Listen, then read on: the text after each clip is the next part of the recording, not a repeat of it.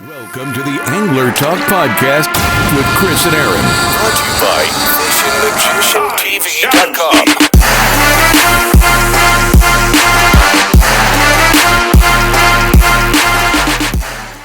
What is up, everybody? It's Chris back again with another weekly episode of Angler Talk. And just to break into the fishing report, Captain Eric Kerber is still putting on a clinic on these mahi-mahis, and I'm seeing a lot of tuna picks, guys.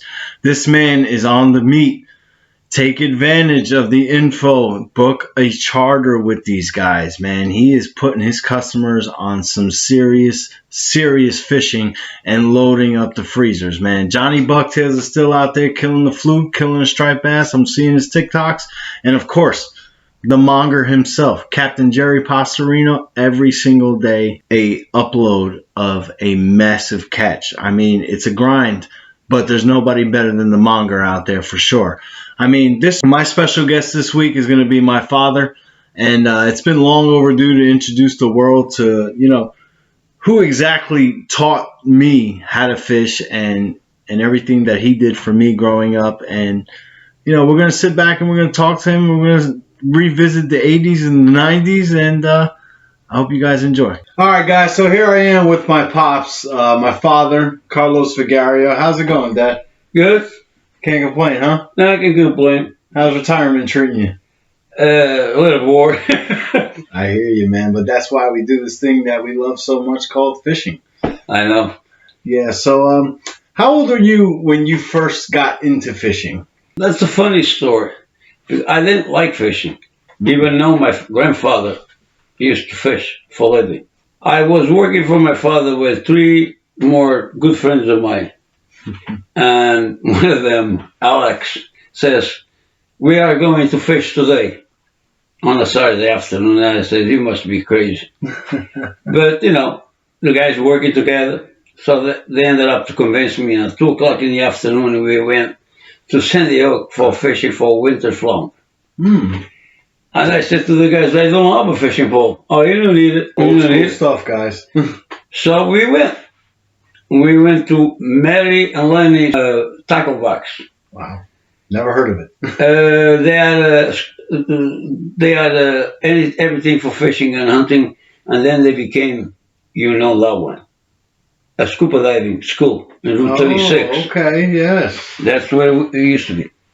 So he told me, "You buy this roll of line, 300 yards of, I believe, 30-pound test line. We bought some long shanks from the hooks, All right. 6 ounces weight, and some sandworms." All right. So the guy gets here. You're making one loop here, a foot up, another loop, another foot up, another loop. Uh-huh. You put, you get those 1 foot long line only. Okay. We put one hook in the bottom, one hook in the top loop, and in the middle loop, we put the 6 ounces weight. Swinging the weight and just let it go. Well, good thing I caught 6 flounders in the. Wow. Somebody was eating good that night. Winter flounder is definitely very delicious. The best. So, the following Saturday, I said, "Hey, we're going. But where we going? Rent a boat." I went to the great store, Two Guys, and I bought a fishing pole that cost me $10. Yeah, $10 for a rod, guys. Yeah, and a reel for $12. We went in the boat. We rent the boat from 7 a.m. to 1:30 in the afternoon. I mean, that's kind of. We didn't caught nothing. Nothing whatsoever except for one, like monkfish style. Okay, like a stargazer type fish. Yeah, about 14 inches long. Wow. Then we decided to come back by the where we were the Saturday before, and the tide was coming in. 45 minutes, 2 hour, 15 minutes the most. I cannot. We caught over 80 flounders. Wow. In the tide coming in. That was just put it down and bring it up. Bring it down, bring it up. Oh, forget it. Fish got into me. Wow, man, I got those shirts for fishing after that. That's where you got hooked, man. But, I mean, what I'm still shocked to hear right now is, guys, you hear this? He got a combo for what, $22? Yeah. You got a rod for $10 and a reel for $12. And that rod just jumped out of my boat, out of the boat that I bought in 1996. And this was back in 1978. Wow. That rod, I still love it. Yeah. Oh, it was great. I bought a Daiwa 9000C for it. And we went in the springtime for striped bass under the bridge, the old bridge in Route 36 by San Diego. Yeah. I didn't put in the rod holder. I just put it down because I have to get some. That fishing pole just went, oh, man, they caught you slipping, Pops. the fishing pole took like a harpoon. Wow. Goodbye. A brand new Daiwa 9000C. See, now for the people who thought that, I might have been joking around like how diehard Daiwa this man is. A couple of years ago, I gave him one of my favorite reels, which is the Shimano Stradic. I spent a little bit of nickel on that, and it's still sitting in the box. He barely uses it. He's used it a couple times, but what is it about the Daiwa reels that you love so much? I don't know why, but pen reel never. I liked it. Yeah. I don't like to use the pen reel, even though I got two. Yeah. But I love the Daiwas, the silver ones, the C, Series C. I know I bought 6,000s, the 7,000s. I have like, I don't know, 10 of them downstairs. I have 6,000 and I have two 2,500 C. I have a good start. When I bought my boat in 96, me and a friend of mine went for striped bass. We caught the limit for striped bass, 1, 2, 3. And then I said, now I'm going to catch the biggest one and to put it back in the water. I had a, matter of fact, a pan rod that I bought of freshwater, medium action. And I put the 2,500C Daiwa with 12-pound test line. And the guy goes to me, are you crazy? This is too thin. I got half a bunker. I hooked it by the mouth from the middle up to the head. And the rod just went with the 2 ounces weight. The rod just went, eee! And the guy says to me, are you nuts? Yeah. He's going to lay down next to the boat and you just going to grab him and pull him up. I throw the fishing pole, took the other ones out, 5 minutes the most. The rod almost popped out of the rod holder from the boat. And the guy jumped in and says, let it stay. And that bastard, I'm going to call him bastard, took so much line out. Yeah. Almost emptied up the reel. I started bringing it up, he started pulling down, it took me like, I would say, 45 minutes to bring him in. Because you fought a striped bass for 45 minutes? He ran with the tide. The tide was coming in hard. Well, you also, for those who are listening to the story right now, you also got to realize he's fishing with 12-pound tests on a light rod. Medium action rod. Today we see guys and, they're loading up these reels with 50, 60-pound braid, which is, a lot stronger than what you guys had back in the day. Back in the day, all you guys used was mono. Yeah. Braid wasn't a thing back then. I don't even think it was produced. I'm pretty sure it wasn't. The best one came out was the Spider. He's a big spider wire guy. A Spider came out and it's like the braid today. Yeah. But, some of these guys load up these reels with 50, 60-pound tests, and I get it.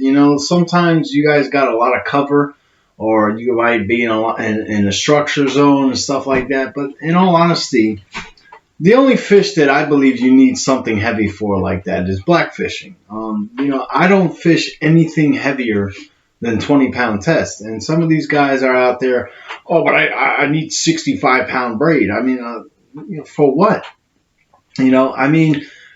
his generation, they grew up, fishing with heavier stuff. Yeah. And even in what, the 80s, 70s, and 90s, I started fishing for striped bass, you know, like in the 90s only, yeah, because the striped bass was prohibited.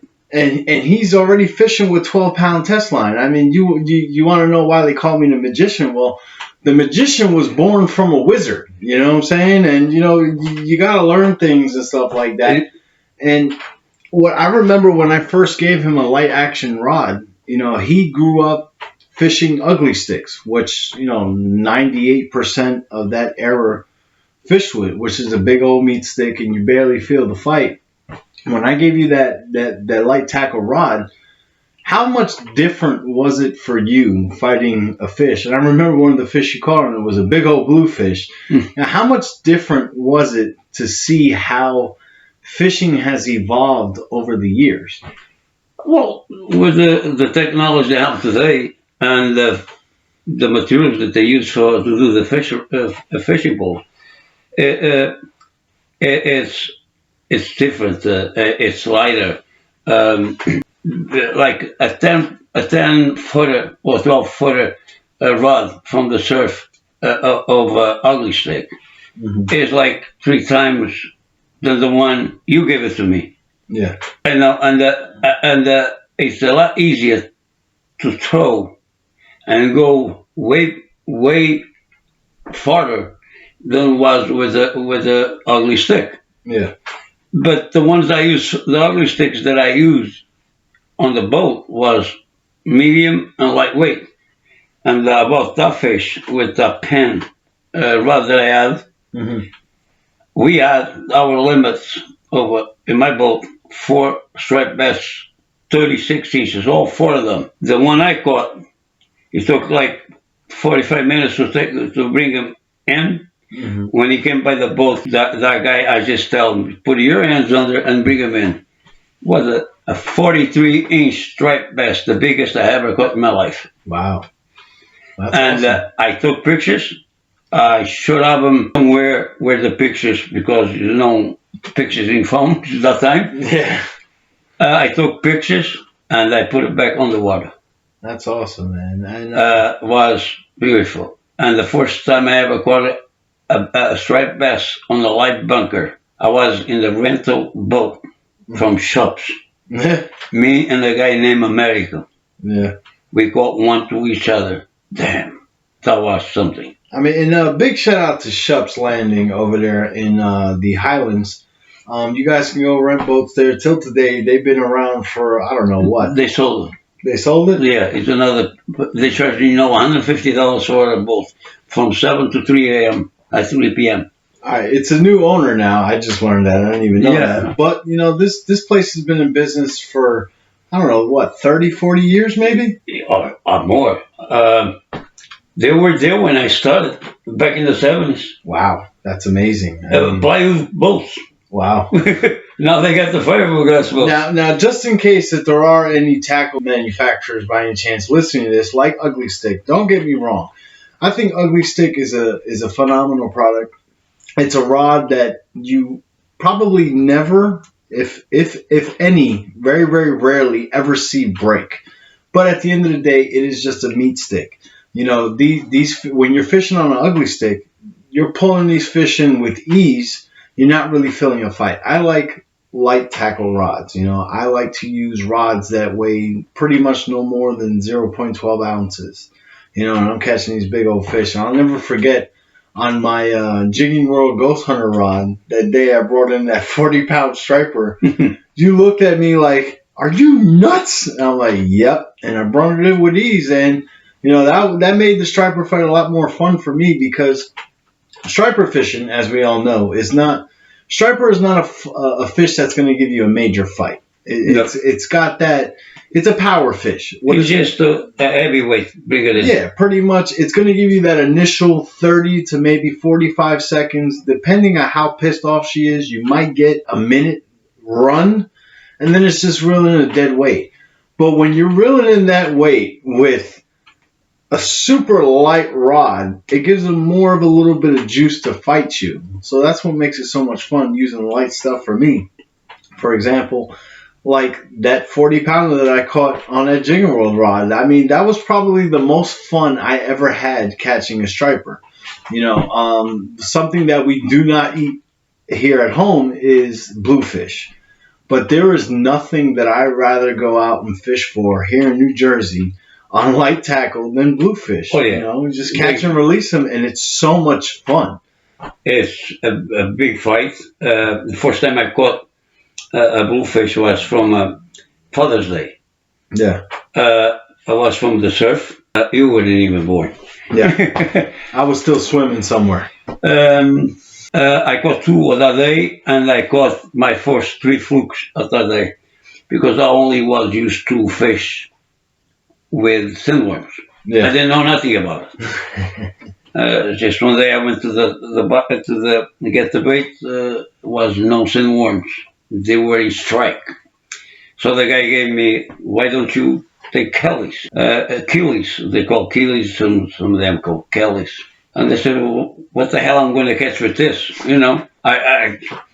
He says, you're going to catch bluefish, you're going to catch fluke, like I know what the hell he was talking about. I swear to God, I didn't know the names of the fish. At this point, he's still a rookie, guy. So the guy gave me 3-foot leader hook with hooks, 4-0 or 3-0, and he says, you put this, do this way.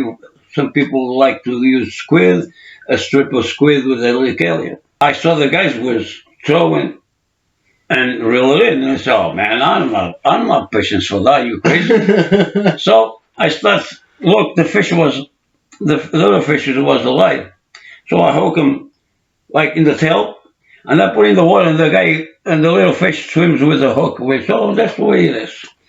I throw it in, 2 fishing poles, and I was waiting. So back in those days, you were a set it and forget it type angler. Yeah, but I was very pissed because I wasn't catching nothing. And 6 guys came in there with so many fishing poles, and they filled up 3 buckets of snappers, like 1, 2, 3. I said, what the hell are they fishing for? I caught my first bluefish. I went there, and the fishing was just going from left to right, fight this. And I didn't know about leaving the give drag to the reel. Yeah.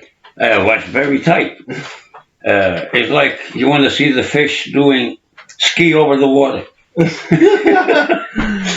So finally I took the fish out, and it was like a 24 inches bullfish, and I went to take the hook off, and I had 3 cuts right in my middle finger, in the tip, like 3 blades went through. And I said, damn. Was a guy there who watched it, and he came over me, and he says, you got a nice bullfish? He said, you never caught that, right? And I said, no. I didn't even know the name of the fish. He says, that's a bullfish. Don't you ever take a hook from a bullfish like the way you did it, because he will cut your finger right off. Yeah. So what? Use a pair of pliers. Okay. Definitely, those yellow-eyed devils have got some gator teeth on them, I can tell you that much. Then I caught a fluke. Then I caught another bluefish, and then I caught 3 flukes straight. And the big was it no limit and no size on flukes. On in any fish, period. And we had a big variety of fish in that bay in San Diego around. Today, you pretty much have nothing. Yeah, pretty much. Not even porgies is not even close to it. But that fluke that I caught, the first one, I would have put with the tip of the nose in the bottom of a bucket, and he would have come out like 6 inches out of the bucket. Yeah. That was a nice size. The third one was kind of small, like maybe 13 inches. But in those days, it was fun to go fishing around San Diego.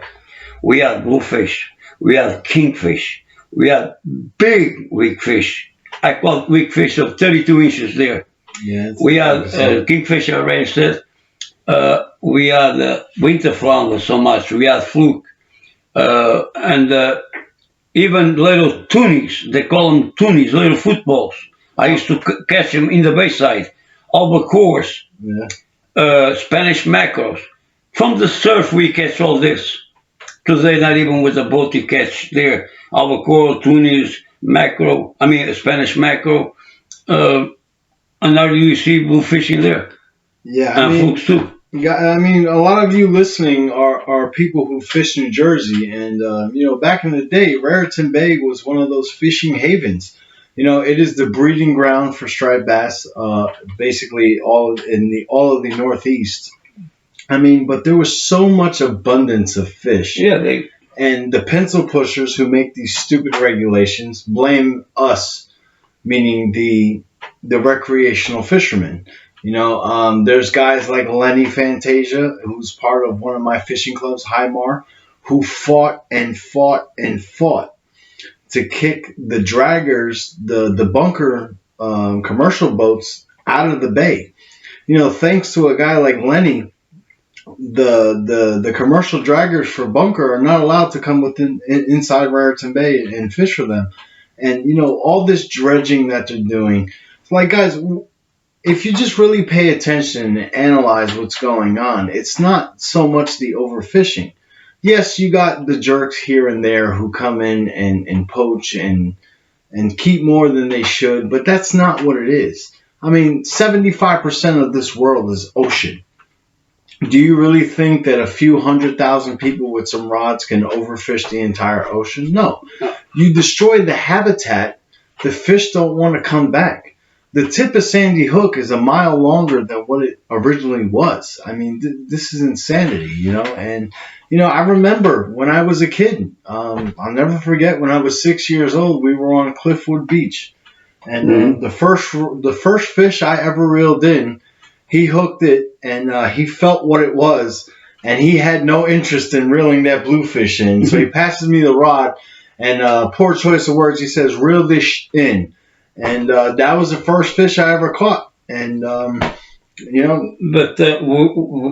you would have go with the little net, and you would have catch spearing from June all the way up to end of September. In September, that spearing would come like 6 inches. Yeah. Bait size, beautiful. Oh, I come from Portugal. The spearing in June, they were like 2 inches to 2.5 inches long. Mm-hmm. You would have catch that. You would have passed by fresh water, and you do omelets with it, or you would have do it just with onions, boiling water. Oh, that thing was so good. You eat the head, everything. Oh, man, there's probably some people who are listening to this right now and saying, "What the hell is wrong with you?" But, Yeah. in other countries, they eat different things. And, I'm going to tell you guys something that I enjoy to eat that a lot of you are going to be like, that is disgusting. But, yeah, those black eels that we use for striped bass fishing in the fall? Well, I like to use it all year long. But, yes. A big appetizer back in Spain and in Portugal. Yeah, we eat those in this house, man. They are delicious. And my parents get together with other families, and we used to go to Long Branch. Long Branch was nothing compared with this today. Yeah. You would bring the cars back to almost to the water, do some tents, and with the little nets, we caught asparagus and everything. The funniest thing is, we used to do the boiling at 5 o'clock right there in the beach, with a couple potatoes, and when the potatoes was cooked with the onions, they just put the spearing in there. We would have got little mackerels, little sardines, the spearing, butterfish, and some other mix, everything in there. And the 2 old American guys goes, "You gonna eat that?" I say, "Yeah, that's bait fish." It's okay. It's good. So my parents and the others there, they put him in the table. My father get a little plate, put a little vinegar on it, olive oil, a glass of homemade wine,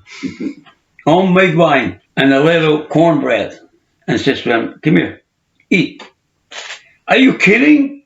I'm eating. Every Saturday, him and another 2 friends that he bought were there. Are we gonna have those things every Saturday? They love it. That's a perfect example, guys. Don't knock it until you try it. A lot of people, sea robins. You don't know what you're missing. I'd rather eat a sea robin before I feel like just do yourself a favor. Cut the head off, gut them, clean them good, and open by the spine down, and just bottom fire. A little sea salt, a little olive oil, doing the top. I know his accent is kind of heavy, but what he said was butterfly it open. Yeah, and doing the top with the barbecue charcoal. Oh yes, don't overcook it. Then just put a little bit of olive oil again. Taste it. We're giving you guys out here lessons. All right. All right, but let's get back onto the fishing sense. So when you were raising me, what was your intent about teaching me how to fish? And did you ever think that it would turn into what I am today, where I make this a full-blown career and trying to break into this industry and be something totally different? I don't know if that's what you envisioned, or is that something you might have thought out, or were you just as surprised as everybody else? No, I was trying to raise my kids the best way I can, and take them away from the streets, war zones, or whatever. After I started fishing, I became a very fan of the outdoors. I love camping. Yeah.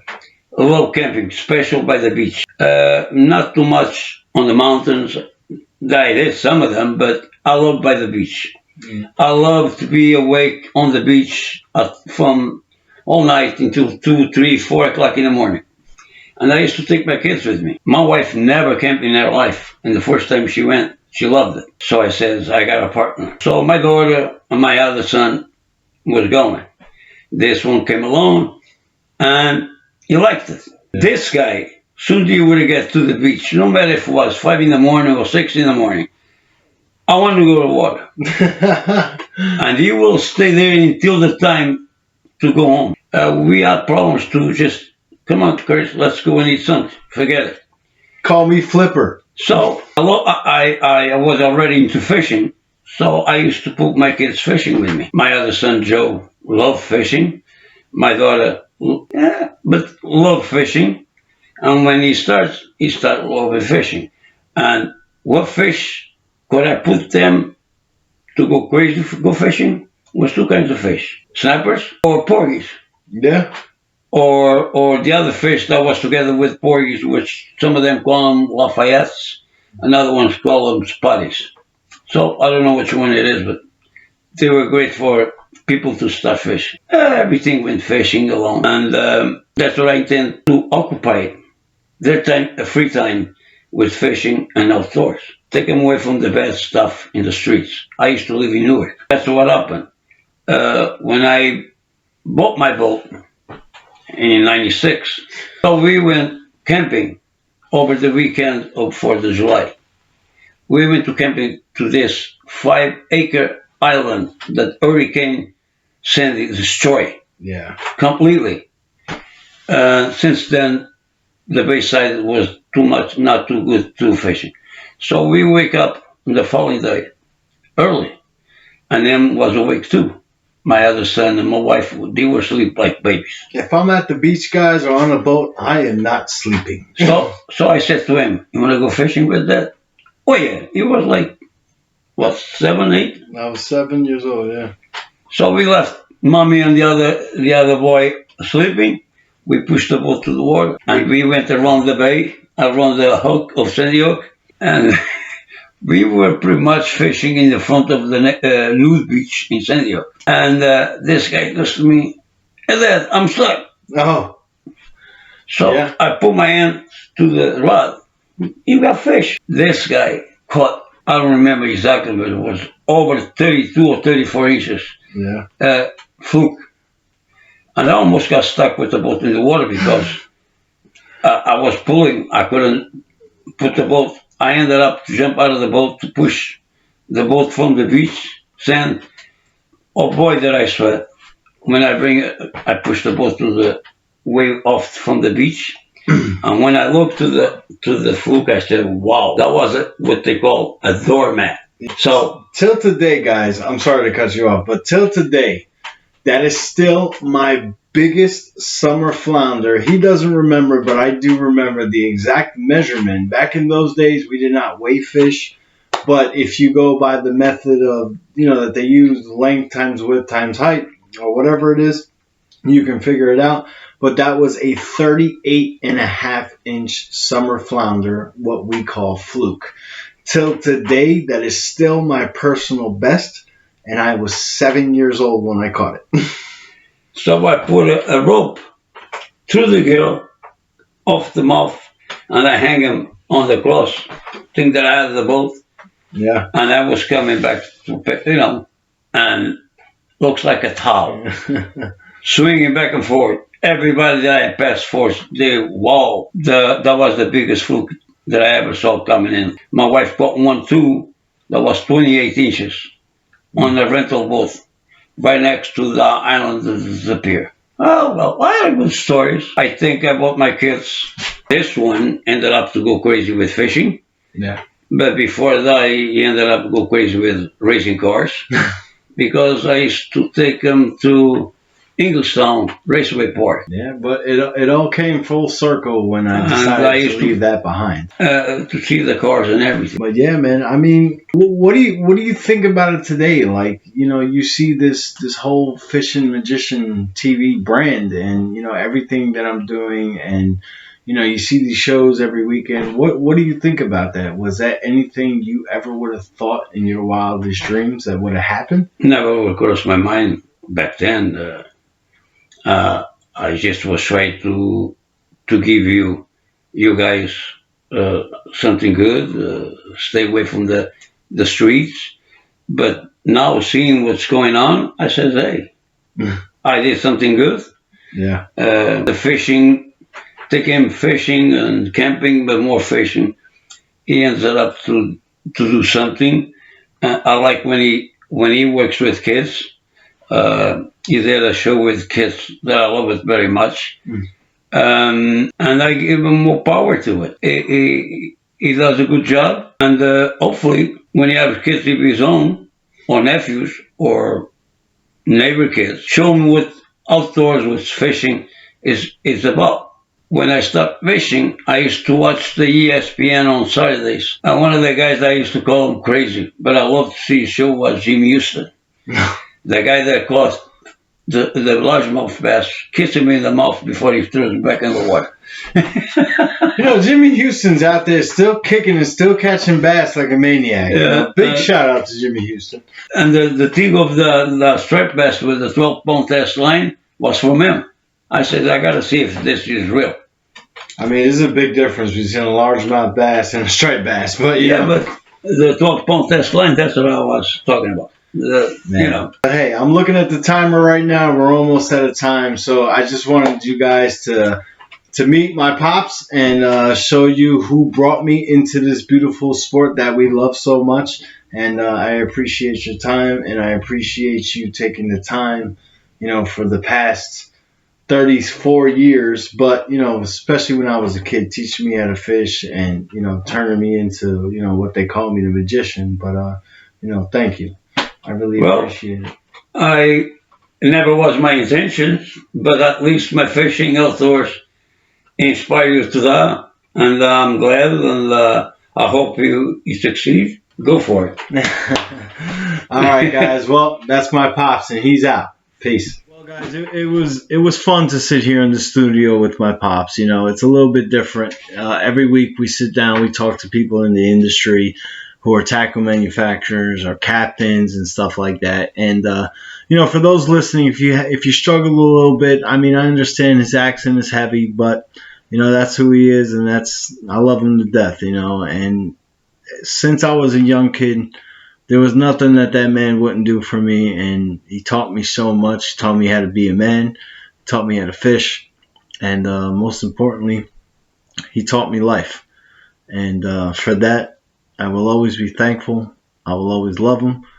And that is how I came to be what I am, because of that man. And he taught me everything I know. And, I've surpassed some of the things that he's taught me. And, without him right there, none of this would be going on. This podcast wouldn't be going on, this YouTube channel, nothing that I'm doing, producing rods and breaking into this fishing industry, kicking down doors, screaming. But, I'm here because of him. And I hope you guys enjoyed this episode. And this week I'm out of time. I hope you guys enjoyed. Get out there and bend the rod. And I'm out. Tight lines, guys. I challenge the